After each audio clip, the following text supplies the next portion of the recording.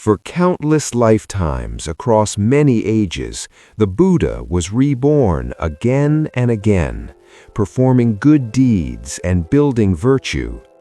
Among these lives are stories known as the Jataka tales. One day at Jetavana Monastery, monks and bhikkhunis gathered to listen to the Buddha. Among them was a young bhikkhuni who began to wonder about her past lives. As she focused her mind on this thought, her meditation became calm, clear, and still. Soon, visions of her past lives appeared. At first, she felt great joy, realizing that she had once served the Buddha, but her happiness quickly turned into deep sorrow. The other monks and bhikkhunis noticed her trembling and saw tears falling from her eyes. They asked the Buddha to explain the cause. The Buddha began to tell a story from long ago. Long ago, in a vast forest near the mountains, there lived a great elephant king named Chadanta. He was wise, powerful, and full of compassion, and he led his herd in peace. He had 2 wives who were sisters. For a long time, they lived together in harmony, caring for him with love and devotion. One day, the Elephant King led them to a beautiful lotus pond. After bathing in the cool water, he noticed a large and radiant lotus flower. Gently, he picked it up with his trunk. The younger wife stood close beside him, her heart filled with hope. She believed the flower would be given to her, but instead, the Elephant King turned and offered it to the elder wife. In that moment, her heart sank. She felt hurt, ashamed, and quietly jealous. A small seed of darkness began to grow within her. Not long after, another event deepened her suffering. The Elephant King approached a flowering tree and shook its trunk. Blossoms fell gently from above. The soft flowers drifted down and covered the elder wife beautifully, but for the younger one, broken branches filled with biting ants fell upon her instead. Pain shot through her body as the ants bit her skin, but the pain in her heart was even greater. Her shame turned into anger, and her anger slowly grew into deep hatred. One day, on a sacred observance day, the Elephant King led both of his wives deep into the forest to pay respect to a Pacceka Buddha. With faith and devotion, they gathered beautiful flowers and made their offerings. The forest was quiet, peaceful, and filled with a sacred stillness. The elder wife, with a pure and gentle heart, made a wish for happiness and well-being.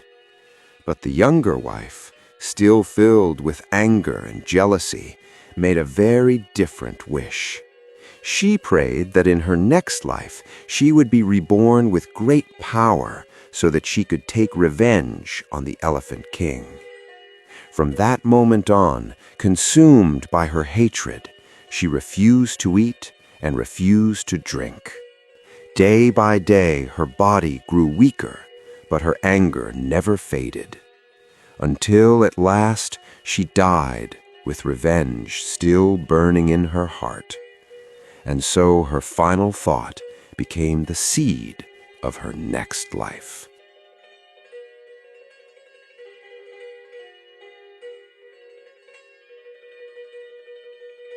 The younger elephant wife, consumed by jealousy and hatred, died with anger still burning in her heart. She was then reborn into a royal family in the kingdom of Mada.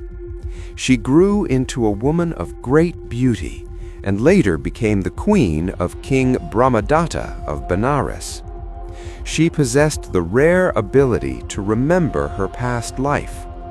Though she lived in luxury, she never forgot her hatred for the Elephant King. In time, she became pregnant. The king was overjoyed and loved her deeply.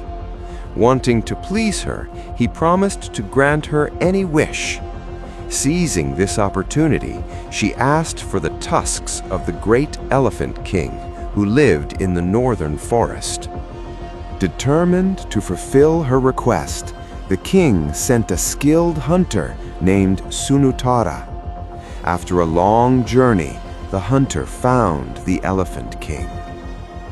Knowing that the elephant respected holy beings, he devised a cruel plan.